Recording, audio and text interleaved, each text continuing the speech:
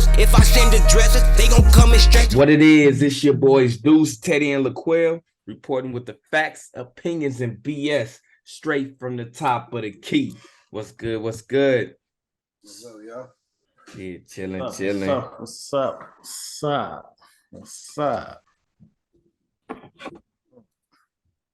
Tough last couple of days for us.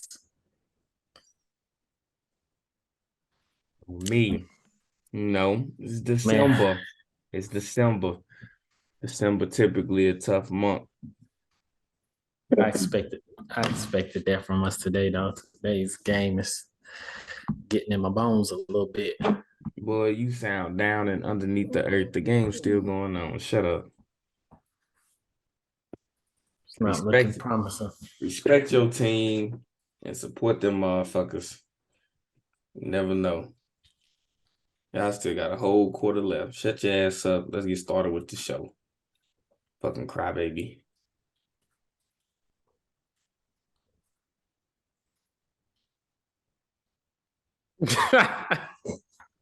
You done? I'm telling you, shut up. You should be. It's a tough day because we lose. Man, shut up. Man. Y'all could win that game. All right, let's get it started. Talk about our boy, Mr. Cade Cunningham. The Knicks,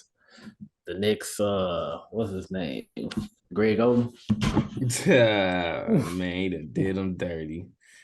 The Knicks, Greg Oden, man. But that's crazy. Yeah, the man's can't stay healthy, bro. Like, he cannot stay healthy. And you should get rid of him. I mean, the rookie contract, so we ain't stressing nothing. But what I say is that's not the team to be, constantly out on. I don't think that's the team where you can afford to be missing a lot because you got Hayes, the rookie Hayes, you got Jaden Ivey. You know what I'm saying? They looking to conquer a spot. So all that time you finna miss the rest of the season, they could potentially solidify them spots. Because we don't even know how you finna come back, Cade. We know when you were here, you were cool and they was rocking right next to you. So it ain't like you had that, you know what I'm saying, like that clear-cut difference between them. Because Hayes started making the come up, giving opportunity. So you continue to let them both rock next to each other, get comfortable in the NBA, get these games under their belt, get that experience. Cade Cunningham come back next year and have to play the best ball of his life just to try to get his spot back on the bum team. Mm-hmm. Stability is availability. Yep. So I think for him, you know what I'm saying, it's good that they found a means to get him to a 100%, you know what I'm saying, status of being healthy, but it's at a cost. So if he's truly going to be 100%, he needs to make sure, because they say by training camp, he should be ready to go. He need to make sure training camp, he hit that floor gunning. 6'6" Cade Cunningham got to show. Y'all should pick me. That's what he has to do from training camp on up through preseason. He got to show that. Very pivotal time. It's a very pivotal time because they're getting floor time and you're not getting floor time, and all they are within your first 2 years of basketball. And y'all all got less than 100 games, 200 games under y'all belt. Y'all all need that floor time. Yo, 1 year in the league before them, even though they rookies, they still can get a whole season out, and by half season next year can have more basketball under their belt than you. And that development, that experience and development track a little different for them because they on the floor. Yep. You gotta play. That's the most important. You gotta play, and if you ain't playing, then you don't mean nothing to me. I look at it. You gotta. You want it? Yeah, you got to play. On to the next topic. Them Pelican boys. Them Pelicans just got clapped by the Jazz, which I think is their greatest threat. Me, injuries, staying healthy, being able to stay healthy. They big three, big four, ain't really get to play together all season, all of them playing consistently together. Somebody always out, somebody always resting, somebody hurt. They want to be, if you want a chance to beat the Grizzlies, you want a chance to beat the Warriors, you want a chance to beat the Mavericks in the playoffs, you gotta play together. And I think that's their biggest threat is staying healthy and getting consistent, playing together. Too much up and down for them. They need all their pieces to win because you're not going to beat the Warriors. You're not going to beat the Grizzlies without all your pieces. It's just not going to happen. So they definitely need to get healthy and stay healthy and play consistently together. Down the line, the healthiest team usually goes the furthest. Having all your pieces clicking at the right time, having all your pieces at the right time is the thing. But they the number one spot, and they kind of have been in and out most of the season. So if they've been figuring out a way for them to win without it, when they finally get it all back and they finally get B out on the court, they're going to be a threat. Their biggest threat, of course, like you said, is availability, having everybody playing together. But, man, they got a nuclear bomb right there. They got Zion is a nuclear bomb. With everybody there and everybody clicking at the same time, they are a threat to beat the Grizzlies. They are a good team. I ain't going to say what I was going to say, but they are a good team. When they have 7 games with Zion, What was you going to say? B.I. healthy, McCollum healthy, Valanciunas anchor in that middle, Herb defending all over that court. They are a threat to play in some 7-game series. I thought Zion was fragile. That's what you said last time. He is fragile, but if they healthy, the way they look when they playing, when he on that court, he a nuclear bomb when he on that court. So I say the same thing. Their biggest threat to success is going to be health, because Zion, he's here, he's not. B.I. apparently is the same way. So with them being arguably their 2 best players, their 2 biggest difference makers, if you don't have them when it's crunch time, then shit, for the other team it's lunchtime. They're gonna start eating. You know what I'm saying? Like, you gotta have that chemistry when it come down to it. But when you say they're amongst the top teams in the West and they haven't been healthy, the healthiest that they can be, you got to think every team in that picture is dealing with something, but they're dealing with arguably their best player or their best players being out. You think about the Grizzlies, Ja Morant being in and out, Desmond Baines in and out, Jared Jackson, Triple J just came back. You look at the Denver Nuggets, their second best player just coming back off of, the injury that ends careers, so he's still working his way back in. You think about Portland with D. Leo, their best player being out. You look at Phoenix, no Jay Crowder anymore. Chris Paul just came back. Now Devin Booker out. So when you look at all them top 6, and then you think about Sacramento Kings, I mean, they're playing well. First year being together under Mike Brown, the Clippers, injuries, John Wall, PG, Kawhi Leonard. So all of them teams in the top 8, and you got the Utah Jazz first year together. But they got injuries, with Mike Conley and company. So all of them teams in the West are just dealing with those unfortunate injuries. It's just the Pelicans happen to be the team that has that slight advantage, because they're all those top 6 teams. Hell, the top 17, the top 8 teams are all within 4 games of each other. So get a good week and a bad week, that whole top 8 just rearranges itself. So health is going to be the biggest thing for them. So, we're going to pray that they stay healthy so they can continue to contend. And, but ultimately, I think at the end of the day, they still wouldn't win. They still wouldn't win because they got to go through them boys. So it is what it is, you know. Mm-hmm. But if they healthy, they make it a day for the Grizzlies. They'll make it a day for the Suns. They'll make it a day for the Mavs. Hell, they'll make it a day for the Warriors, but we already know the Warriors. That's a beanstalk. Not too many giants can topple. You feel me? So When you look at personnel, they the one team that I fear personnel wise in the West. Everybody else got that one guy that's gonna go get that's a gunner. They got another guy that can score. They got Valanciunas was one of the leading scorers on his team before he came here. McCollum was one of the leading scorers on his team before he came here. Bi was the leading scorer on his team before everybody got healthy. Zion is a number one option on this team. So when you look at it, they have a lot of people who can go get a bucket. And that's the one team when it comes playoff wise, when the game slow down and it ain't just running and gunning, and you need those people that you can go get a bucket. They got a lot of people that can go get you a bucket on that team. So, but they also got a lot of inexperience too. They still got to be healthy. They still got to get there.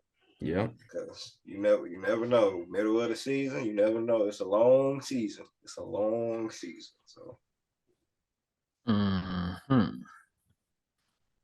Well, so the NBA renames the MVP to the Michael Jordan Award. What does that do for basketball? I think it's a step in the right direction. I think it's opened the gates for them to change a lot of things in the NBA. Well, you got to think I think this is the last award because they got the Wilt Chamberlain Award, the Kareem Award. Like each of the awards has a name associated with it now. So I think this is the last one, and I think it's much deserved. Like you can't be night in, night out, year in, year out, decade in and decade out. Arguably, and a lot of times not even an argument, but arguably the best player that basketball has ever seen still, and not have that kind of, you know what I'm saying, like milestone or recognition or achievement. So I think they need to quit playing and just go ahead and put that man as the logo of the NBA. That's what I think. Over Kobe? Yes.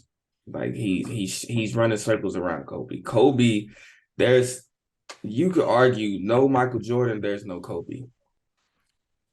Because Kobe patented his game after Michael Jordan. But Kobe never reached what Michael Jordan reached. Kobe doesn't have some of the accolades that Michael Jordan has. But watching Kobe play, you would think he did. So you would think he did, because Kobe, you know, low-key one of a kind. That boy, he was a killer. You know, RP to Kobe. Mike's resume is different. Yeah. He got a little more defensive player year, one more title, a few more MVP, a couple more MVPs. Kobe undefeated in the finals. Yeah. Kobe lost, 2 finals? Lost in 2 finals. So he has that resume that kind of all the scoring titles he had, all the finals MVPs he had. You know, Shaq got 3 of those finals MVPs. I'm gonna say, and with Michael Jordan, he never had somebody that was arguably a better player than him on his team. Like Michael Jordan was always the best player on that team. Like Kobe had a Shaq, but was Pippen putting up Shaq numbers, giving Jordan the run for being the best player on the team? Was Tony Kukoc doing it? You know what I'm saying? Was it Tony Kukoc? Yeah, he eventually became a third. Yeah, he was a young. Pippen numbers was nice. Jordan just took on the shots. Pippen numbers was nice. Pippen number was nice because I think he was leading. He was leading, and everything else was scoring, I think. But I'm saying he wasn't. But he wasn't putting up the Shaq numbers. Like with Shaq, you could easily say Shaq was the best player on that team. Yeah, Shaq was. Like the first 2 years. Yeah. That's what I'm saying. You can't do that with any of the players that Jordan played with. And it's not like he played with pure butt his whole career. He played with talented people. Like, that doesn't take anything away from Scottie Pippen. Yeah.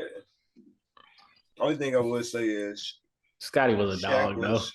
Shaq kind of had a head start in the NBA playing with the Magic and being a dog on his team years before Kobe even got drafted. So when Kobe did get drafted, he had to sit years behind players. Shaq was already set his year behind his player. Came and dominated the way he had started down. Took a team to the finals. Then he got traded to the Lakers. You know what I mean? So same like with Jordan. Jordan was already Jordan before Pippen got there. So when he walked in, he walked on to just his Pippen team. Kobe was still Kobe. But Jordan was that dog his rookie year. Yeah. But Jordan also went and he was on the team where he could. They drafted him to be that. They drafted Kobe and Kobe was sitting. They had Eddie Jones. They had players in his position. They had all-stars in his position already. So they traded for Kobe. Yeah, they traded for Kobe. They ain't even drafted. Yeah, he got drafted to Charlotte or something. In his position already. Yeah. So I will say that because that was Magic last year, wasn't it? 96. Kobe got drafted. It was Magic's last year or something. Yeah, 96. Oh yeah. Yeah, well deserved. Well deserved. Makes you think if he deserved that. He's the one. Like I think it's since the 90s. That's the 90s, the 2000s, 2010s, and it's 2022. We're still arguing.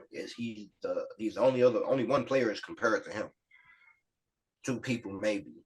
30 years of his life, he's still been named the best player in basketball. Basketball only been around for 70 years. It's only 75 years that people. It's only 75 anniversary. 30 of those, he been the best. He's been Jordan. Like he Jordan. Give it to him. So. Yeah. And then still, all those 30 years, Kareem still was the number one scorer. He been the number one scorer for 40 years. That didn't matter. None of that mattered. He's been named that man 30 years of his life and 20 of it after he stopped playing basketball. So LeBron arguing, but LeBron's still hooping right now. We don't know if 20, 30 years after LeBron playing basketball, we still. And you know what's crazy about that? LeBron gonna have all of these records that he set. And he's still not gonna be the clear cut go to basketball. He's not gonna be the clear cut. Yeah, but he's definitely gonna make an argument. The difference is Magic and Bird was considered like the best players during their era, and when they saw Jordan, it was like, yeah, he's the guy. Jordan was the best player in his era, and I don't think he's seen nobody that he's like, oh, he's the guy. Nobody had an era during Jordan's era. Yeah. It's different. He just what he done was just miraculous. I mean, that's a debate in itself too, because like the type of competition. Like Magic and Bird had to go against each other, and then like LeBron got to go against a Steph. So we're gonna hold this for another night, but we're going to close it on, they all had to go against people. Jordan had talent he had to go against. They all had to go against people. But we're going to pause on that, and we're going to continue. We're going to hold that for another night. We definitely going to have to. That might just have to have his own show. It's his own show. It's definitely going to have to. But I ain't going to knock you. I can't argue to say Mike ain't the GOAT. Well, that boy LeBron, you making a name for it. And that longevity he got, yeah. But let's go on to the next topic. Talk about our boy Kawhi Leonard. He must listen to our podcast. Showed us something. He said he still got something in the tank. That boy said, check me out. I mean, it ain't outstanding numbers, but for him being out for so long and putting them type of numbers up, it's pretty decent. He had what that boy had. 25, 6 and 9 in 29 minutes. That's really good compared to what he's been doing. And especially against a Celtics team. Mm-hmm. Those some really good numbers against a strong defensive team like the Celtics. So to go deep into his numbers, he shot 10 for 12. He shot 10 for 12 from the field goal. He was 2 for 3 from the three. And he only had 2 turnovers, plus 25 for the plus or minus. So 25, 9 to 6. I mean, that's a Kawhi Leonard night. You know what I'm saying? That's one of his better games. And we say it ain't all that because he ain't go north of 30 points, but that's still one hell of a game. 25 points off, you only missed 2 shots. That's efficient. That's as efficient as it gets, other than 100%. So I say he definitely indirectly heard our podcast. And he said, watch this. He hit you with that future. He said, why did? And what he said. So, and like you said, he ain't just go out and do that against a team like the damn Pistons. He went against it. He went against a team that's got dogs on it. Jaylen Brown, one of the best two-way defenders. Jason Tatum, another one of the top two-way defenders. Marcus Smart, defensive player of the year. He went and did it against them. Then you got other defenders on that team like Derek White, Malcolm Brogdon. So, hey, he did that. And they got that dub. They got that 20-point victory over the Celtics. So, hey, keep listening, Kawhi. We happy to inspire you, bro. We happy to inspire you. Whether you listening through your dreams or your thoughts, either way it goes, you heard us and you responded. So, hey, we'll pipe down until you give us a reason to pipe up again. Yeah, hopefully he just stay consistent. I know he's been getting his legs back under him, so a lot of his shots just ain't been falling. But he shot 12 shots the other night. He done shot around 12, 15 shots in all the games since he done played. Combined. I don't know. Every night he done shot. He was 5 for 13 the night before that. 4 for 15 the night before that. Then 7 for 15. He been shooting. It's just once you getting your legs back under you, you gotta find your rhythm, find yourself, find your place back on the court. So he'll get there. And he been rebounding. So he been rebounding the ball, been assisting the ball. So he been playing basketball outside of scoring the ball. It's just eventually when them legs get back, he got to put that. He's expected to put that work in and get you 20 a night, 25 a night. So it's time to get back going and get back. Think he back? So you think he? I don't know. We'll see. Hell, looking at what he's doing tonight, I say hell nah. He just had a beautiful game that night. Yeah, boy ain't doing shit tonight. I think he got about 1 rebound, over 3 from the three. I think he got 5 points, maybe 6 points. He ain't doing shit. And they going to halftime. That boy he got the first 5 minutes of the first quarter stats. Yeah, I think halftime he 2 for 6.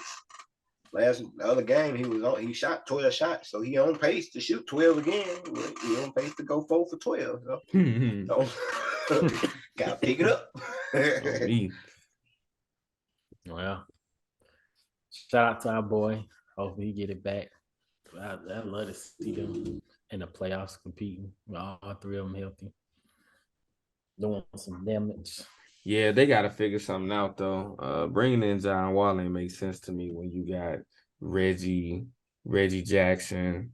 You got Terrence Mann. It just kind of ain't really make sense. Because if you get John Wall to come back, he's starting. But he not going to be able to get that on that team. But do you necessarily need him to start? Nah. Not necessarily, but... It's like the Lakers with all them guards they got. Yeah. But the Lakers ain't got talented guards like that. There's no guard on the Lakers team that can compete with Russell Westbrook. Yeah.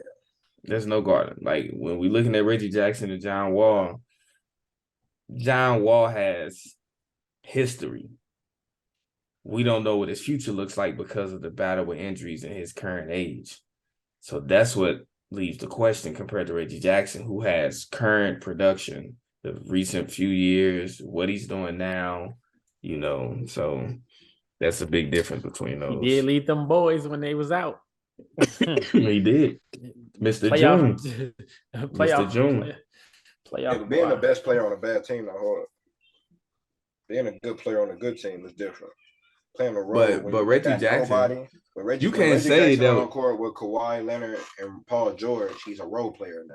When he's Yeah. on the court with Marcus Morris and all of them, he can go crazy. But you because can't he's say one of he was the better best player players on a the bad floor. team when he's in the playoffs, and they had a respectable spot. So But that's like saying he went to the Spurs and he was the best player on the. They're not. He don't have another. They're a good team because they're all in the same kind of realm. I'm They're just all saying it role wasn't a players. bad team. They was that deep They're into the all role playoffs. players. So That's all he's I'm the saying. only person on that team that can really go get you a bucket by himself. Everybody else need a pass. So Reggie Jackson can go kind of crazy, but when he's on a team with these other players, now you got to play a role. And John Wall, in that sense, his role that he plays with them is a role that fits better because he's an actual like distributing point guard and not a scoring point guard. So I see what And they're John trying to Wall, do. he really liked that though. Yeah, so it's different having to play behind John Wall and he older than you, and he's still John Wall. He's still John Wall. So Terrence, man, that does look away, and John and Reggie, it does look away. He coming off an injury too. I've been hooping all last year, and then as soon as he get back on the court, he just turned that John Wall back on. Mm-hmm. I mean, but Reggie Jackson giving him a run. So yeah. Well, let's talk about our boy JT. Jay Tizzle, 314, what up, City? Yeah, St. Louis Celtics. How y'all feel? Do you answer the concerns after the last two losses in a row? I'm talking about we put them dogs down bad, boy. I'm talking about they done lost to us. They came and lost to the rusty, crusty Clippers by 20. So they got their ass whooped twice in a row. But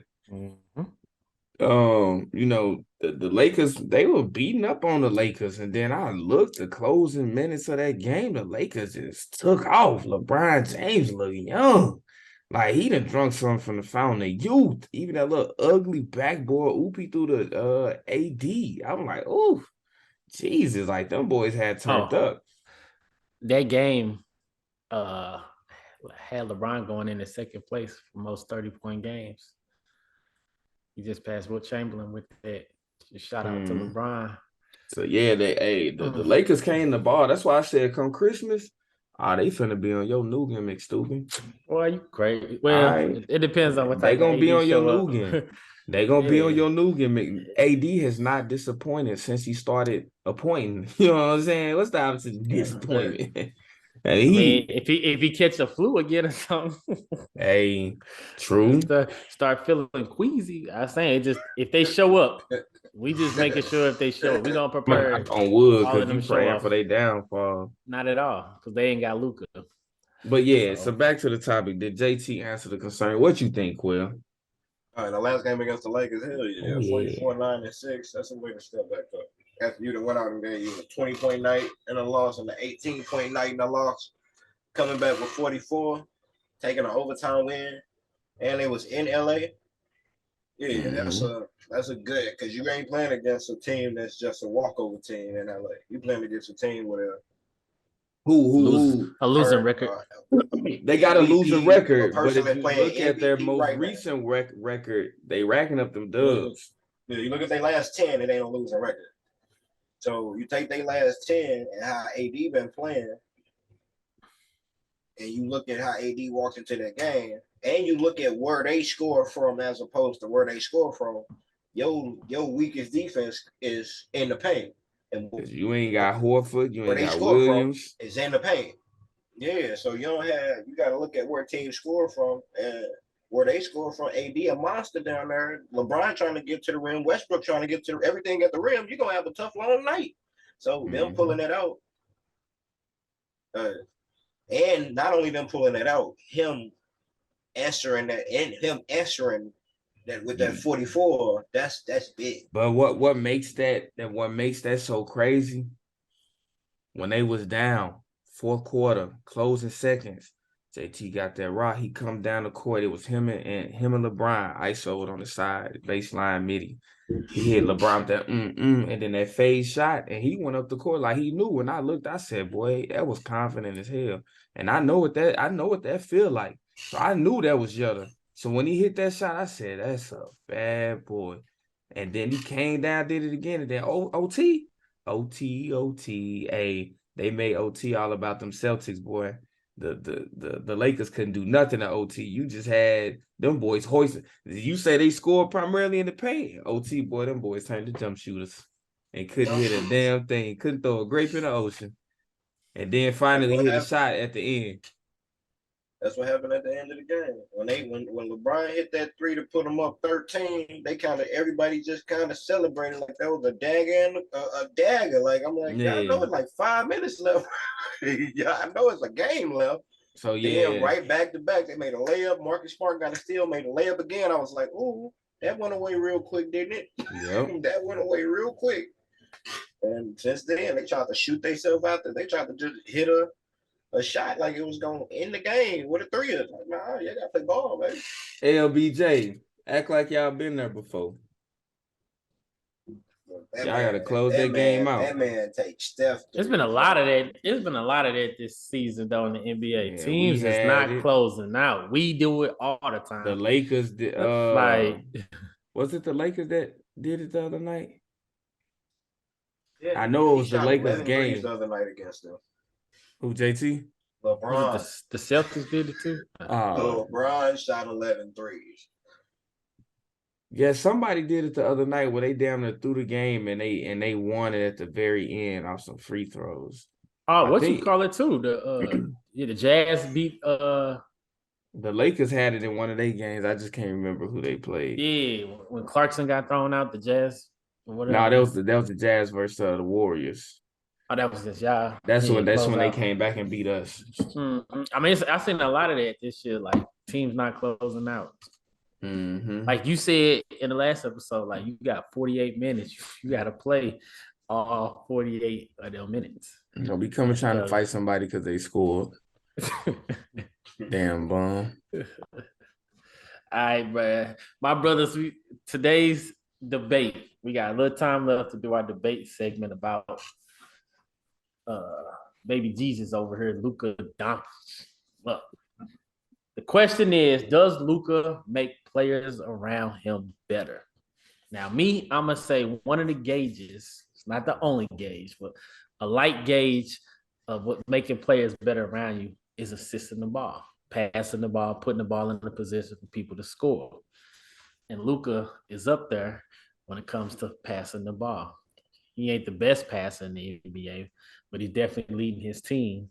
He's leading his team in all stats. But Luka does pass the ball and put people in position to make shots.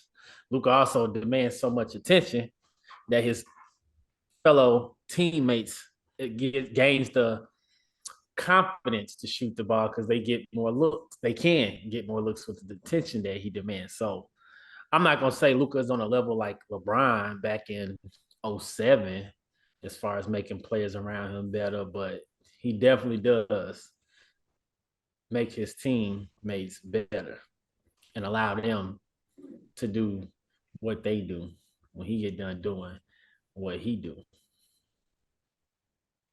Yep. He said, I'll let you have it. I don't think so. I don't think yet. I think making your teammates better if they actually get better, not that they hit jump shots. I think you can put anybody on Luka's team, and because they have a game plan on knowing that they're supposed to catch and shoot at certain times, based on him having the ball a certain amount of time, he's going to have his assists because you're going to put shooters in certain positions to catch and shoot. But making them better, LeBron making his teammates better, taking teammates there that aren't playoff teams and having them players playing at a playoff caliber is what I feel. So we wasn't that last year? Nobody expected us to make it. I'm just saying, nobody expected us to make it as far as we did last year. We was not supposed to beat the Suns last year. Now, I don't think Luka had anything to do with Jalen Brunson being that good. Oh, man. I think Luka being out had to do with that's that Jazz. That's that Jazz series. That's that Jazz series. I don't think necessarily Luka had anything to do with how good Jalen Brunson was against the Jazz. His help that he helped against the Suns and bullying Chris Paul and putting them down there. everything that he done, I don't think that happened. Like if you watch a player develop under Luka, like you watch players go from one way how they play and being literally better with LeBron, then yeah. Right now, right now it's Luka's world. He's not a LeBron was a pass first, team first player. Luka's a Luka first player. Not in 07 though. LeBron has been a pass first team first player his whole career. All his career, he'll make the pass first. He may not take the last shot. In clutch time, yeah, he gonna make that pass. He make the pass. Right. He 3/4. He'll be a 4/4 player. He a team first player, and Luka is a Luka first. So y'all ready for little bro, big dog to speak? Y'all ready?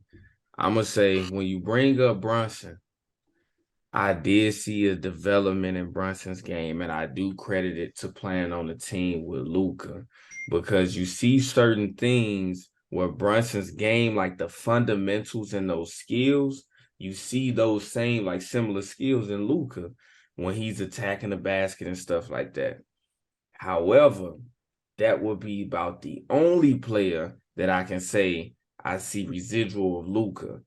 Like Quail said, just because you hitting more shots or shooting doesn't mean that he's making you better. Luka opens up opportunities for other players because of how he plays, but he doesn't make them better. Tim Hardaway averaged 17 points on the Knicks back in 17-18. He averaged 18 to 19 points if you put it all together when his last stint with the Knicks and the first stint with the Dallas Mavericks. So what is he doing? He's averaging 13 points this year, right? That's not better than those. Tim Hardaway's been a shooter since he entered the league. He was a shooter when he played with Trey Burks. So when you look at all these players where you could be like, look at this player, look at this player. Those players were those players before Luka, without Luka. So is he making them better? No, he's not making them better. But that one, once you bring Jalen Brunson in there, that bully style ball, that footwork finishing around the rim, that up and under, I say, hey, you could tell he was practicing with Luka. I say that one thing. But overall, does he make his teammates play? No, because Christian Woods, his number 2 guy potentially this year, was that guy on them other teams. Christian Woods had a name. There was just injuries that took him out the game. So with that being said, Luka don't make players better. He made a player better other than himself. The only way he made players better is if you put him and Jalen Brunson in the conversation. So Luka didn't do it. Put it in the comments, which I think. On me, put it in the comments, all y'all Luka fans. I ain't hating, I'm just keeping it real, you know what I'm saying? Keeping it real. But y'all already know. Hey, that's all you get for this episode. I hope y'all enjoyed the facts, opinions, and BS presented by Deuce, Teddy, and LaQuell. Please follow, share, like, subscribe. Until next time, it's Top of the Kids been real. Get at us. You talk ready? Hope you patch shit up with God, cause we gon' bless you. Let it burn, you gon' get it bad. These just my confession. Stay in traffic, can't get picked off like no shit and duck. Keep one in the tuck. Wife be mad, but bet she still gon' fuck. Don't speak